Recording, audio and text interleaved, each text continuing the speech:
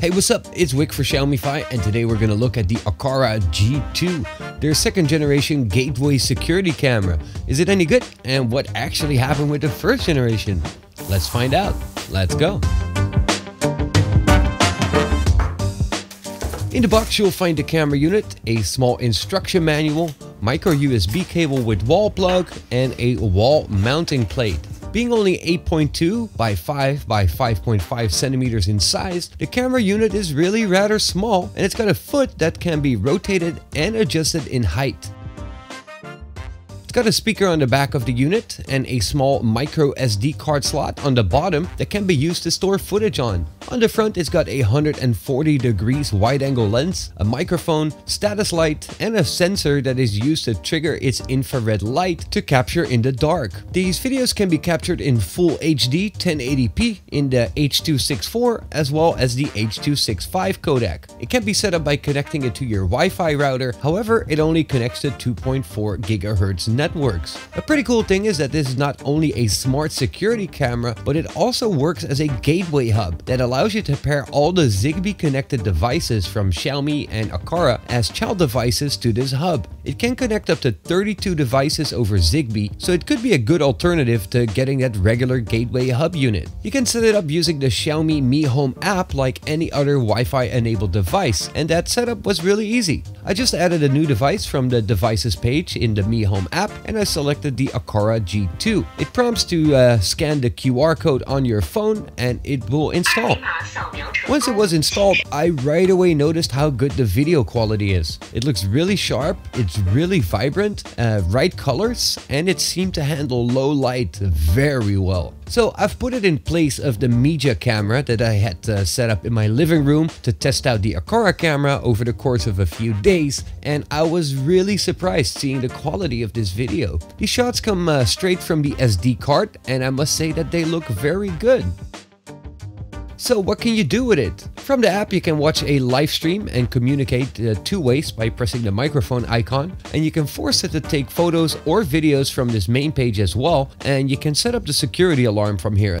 From the menu in the top right corner, you can access all of the camera settings. Here you can enable or disable the blue status light, but also enable or disable the watermark in the screen and the time code. Force it to rotate the image when it's hanging upside down, set up the infrared sensor's behavior, and choose whether you want to record in H.264 or H.265. From the alerts settings menu, you can set up a portion of the image that you wanted to detect motion in.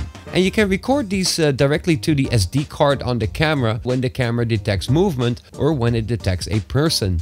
Under the gateway settings, you can pair a new child device and set up the home alarm features. This allows you to add a door and window sensor, for example. Additionally, you can also set it to ring the alarm on other gateways that you've got installed as well. So when the alarm goes off, it will go off on all the gateways that you've got. Once you have any child devices installed, these will appear in the camera screen as well. Kinda cool.